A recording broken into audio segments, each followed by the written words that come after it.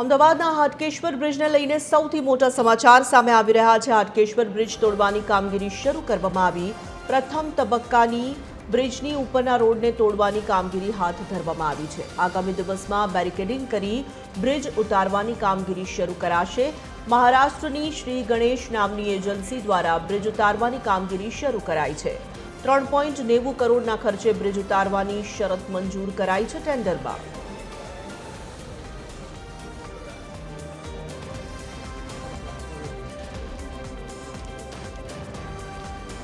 તો હાટકેશ્વર બ્રિજને લઈને આ મોટા સમાચાર સામે આવી રહ્યા છે। જે રીતે બ્રિજ ઉતારવાની કામગીરી શરૂ કરવામાં આવી છે તેના દ્રશ્યો પણ સામે આવી રહ્યા છે। ઘણા લાંબા સમયથી અટકી રહેલો આ જે મુદ્દો છે તેને લઈને આ મહત્વના સમાચાર પ્રાપ્ત થઈ રહ્યા છે। જે ટેન્ડર મંજૂર કરવામાં આવ્યું છે તેમાં કરોડો રૂપિયાનો ખર્ચ થશે। આ બ્રિજને નીચે ઉતારવાની, આ બ્રિજને તોડી પાડવાની જે કામગીરી છે તેની પાછળ પણ કરોડો રૂપિયાનો ખર્ચ કરવામાં આવશે। અમદાવાદનો હાટકેશ્વર બ્રિજ જેના દ્રશ્યો આવી રહ્યા છે સામે। સંવાદદાતા મોનિકા રાજપૂત જોડાઈ ચૂક્યા છે। મોનિકા, ઘણા સમયથી ચર્ચામાં રહેલો હાટકેશ્વર બ્રિજ આખરે હવે કામગીરી શરૂ કરી દેવામાં આવી છે। બિલકુલથી તોરલ, 40 કરોડના ખર્ચે આ હાટકેશ્વર બ્રિજ બનાવવામાં આવ્યું હતું। આજે ઇન્ફ્રાસ્ટ્રક્ચર જે કંપની છે તેના દ્વારા આજે બ્રિજ બનાવવામાં આવ્યું હતું। 2017માં આ બ્રિજનું લોકાર્પણ કરવામાં આવ્યું હતું, પરંતુ વર્ષ 2022માં આ બ્રિજને બંધ કરવાની ફરજ પડી હતી અને આ બ્રિજ જર્જરિત અને એની સાથે એનો સ્ટેબિલિટી સ્ટ્રક્ચર રિપોર્ટ જે છે નેગેટિવ આવ્યું હતું અને જેના કારણે આ બ્રિજ જે છે વર્ષ 2022થી બંધ હતું। હવે જે મહારાષ્ટ્રની એજન્સી છે શ્રી ગણેશ નામની, તેને આ કોન્ટ્રાક્ટ આપવામાં આવ્યું છે બ્રિજ તોડવા માટે, જેની પાછળ અમદાવાદ મ્યુનિસિપલ કોર્પોરેશન દ્વારા જે 3 કરોડ 90 લાખ રૂપિયા આ બ્રિજ તોડવાની પાછળ કરવાનું છે। જે પ્રમાણે વાત કરવામાં આવે તો આ બ્રિજ જ્યારે ઊભું કરવામાં આવ્યું હતું ત્યારે પણ લોકોને ઘણી જે છે પરેશાની થઈ રહી હતી। ત્યારે જ કેટલાક વેપારીઓ છે આપણી સાથે, એમની સાથે જ વાત કરીશું। હવે આખરે લાંબી લડત બાદ હવે આ બ્રિજ જે છે તોડવાની કામગીરી કરવામાં આવી રહી છે। આખા વિસ્તારની અંદર આનંદનો ઉત્સવ ચાલી રહ્યો છે કે આ બ્રિજ મોરબી કરતાં પણ મોટી હોનારત સર્જાય તેવી દહેશત રહેલી હતી।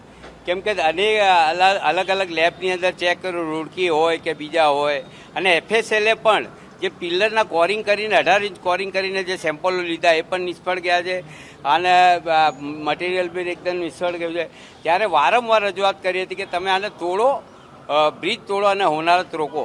આજે એ તરફ જઈ રહ્યા છે ત્યારે ફરીથી પેલા જે અજય ઇન્ફ્રાસ્ટ્રક્ચર છે આ બ્રિજ તોડતા રોકવા માટે કોમર્શિયલ કોર્ટની અંદર ગયા છે। તો અમે પણ વ્યાપારીઓ અને નાગરિકો વતી અમે પણ જવાના છીએ, અમને જઈશું અને અમારી પાસે તો પુરાવા બી છે કે આ જે બ્રિજ છે એ ચાલે તેમ નથી। અને આ 2.5-3 વર્ષથી આજે તમે જુઓ લોકો રાહ જોઈને બેઠા હતા અને જ્યારે લોકો નીકળે તો આમ બ્રિજ સામે જુએ કે ક્યારે પડશે, હું ભગવાન મને બચાવી લેજે એવી હાલત આ બ્રિજની હતી। અને આ તોડવાનું કામ શરૂ થયું છે એ અટકે નહીં અને યુદ્ધના ધોરણે એને તાત્કાલિક અસરથી દૂર કરે અને હોનારત થતાં અટકાવે તેવી જ અમારી માગણી અને લાગણી છે। બિલકુલથી તોરલ, જે પ્રમાણે હવે બ્રિજ જ્યારે તોડવાની કામગીરી કરવામાં આવી રહી છે ત્યારે જે સ્થાનિક અહીંના જે વેપારીઓ છે તે લોકોમાં પણ આનંદ છે, કારણ કે આ બ્રિજ બંધ હોવાના કારણે પણ જે વેપારીઓને ખૂબ જ હાલાકીનો સામનો કરવો પડતો હતો। બીજા પણ વેપારીઓ છે, એમની સાથે વાત કરીશું। જે પ્રમાણે હવે બ્રિજ તોડવામાં આવી રહ્યું છે, શું કહેશો? બેન, ઘણી સારી વાત છે। કેટલા સમયથી, કેટલા વર્ષોથી જે અમારી બજારના અંદર, ખોખરા બજારના અંદર જે પરિસ્થિતિ છે બજારની, ધંધાની, આ બ્રિજના કારણથી અમે લોકોએ બહુ નુકસાન કર્યું છે। જે પ્રથમ નંબરે અમારું ખોખરા બજાર ચાલતું હતું એના બદલે 0 નંબર પર થઈ ગયું છે। આ ખોખરાની વેપારીઓની પરિસ્થિતિ છે। આ બ્રિજના કારણથી આની ડિઝાઇન બહુ ખોટી બની હતી, એ ડિઝાઇનના કારણથી દરેક વેપારીઓ હેરાન થયા હતા। અમને એનું નુકસાન સૌથી વધારે થયું છે। તે છતાં પણ જે કોર્પોરેશને એને નિર્ણય લીધો તોડવાનો, તો પણ એમનો ખૂબ ખૂબ આભાર માનીએ છીએ। ખૂબ ખૂબ આભાર। બિલકુલથી બીજા પણ વેપારી છે, એમની સાથે વાત કરીશું। કેટલો જે આપણને હેરાનગતિ થતી હતી, કારણ કે જે પ્રમાણે બ્રિજ બની રહ્યું હતું અને એના પછી આ બ્રિજ બંધ રહ્યું, ટ્રાફિકની સમસ્યા વધારે સર્જાતી હતી। ટ્રાફિકની સમસ્યા તો પહેલેથી જ છે અને બન્યો ત્યારે 5 વર્ષ લાગી ગયા હતા એને પાણી ભરાય. અહીંયા પાણીની બહુ સમસ્યા છે. જ્યારે બન્યો ત્યારે પણ હેરાન થયા, બંધ રહ્યો ત્યારે હેરાન થયા. રોડો ખાડા પડી જાય તો કાયદેસરના મોટા વાહનો જાય એટલે આ જેટલા બી અમારે ત્યાંના મકાન હતા, અમે અહીંયા રહેવાસી જ છે અને વેપારી પણ છે, એટલે એ ધ્રુજે મકાનો ધ્રુજતા હતા. અમે બહુ છેક કમિશનર સુધી ગયા કે અમારે બમ્પ બનાવી આપો તો ગાડીઓ ધીરે ચાલે, તો એ કમિશનરે કંઈ પરવાનગી આપી નથી એ ટાઈમે અને બહુ હેરાન થયા છે. હજુ બહુ હેરાન થઈ રહ્યા છે. રોડ તમે ક્રોસ ના કરી શકો બેન. તમે રોડ ક્રોસ કરવા જાઓ ને તો તમારી તાકાત નહીં કે એટલી ગાડીઓ વાહનો ચાલે છે. એટલે થઈ શકે એટલું જલ્દી 6 મહિના શું 5-4 મહિનામાં એ તોડી નાખે અને બનાવીને બીજો બનવાનો જ ના જોઈએ. રોડ બનાવી નાખવો જોઈએ બ્રિજ તોડીને, એટલે બહુ સરસ થાય. અને આ અત્યારે જે આપણે અજય એન્જિનિયરિંગ પાછું કેસ કરવાનું કે એને કંઈ લેવા દેવા નથી. 3 વર્ષથી કંઈ ઊંઘી ગયો તો 3 વર્ષ બંધ રહ્યો ત્યારે આવ્યો નહીં ને અત્યારે જ્યારે તોડવાનો ઓર્ડર આપી દીધો છે તો પછી આ લોકો આવી રીતે કામ કરી રહ્યા છે.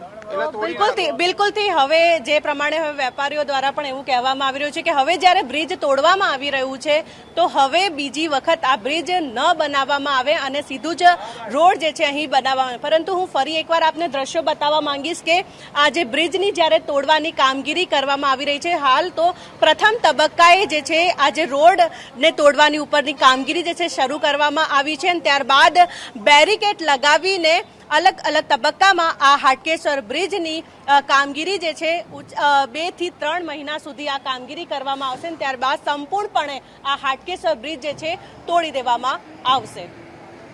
ધન્યવાદ મોનિકા તમામ જાણકારી માટે. તો પ્રથમ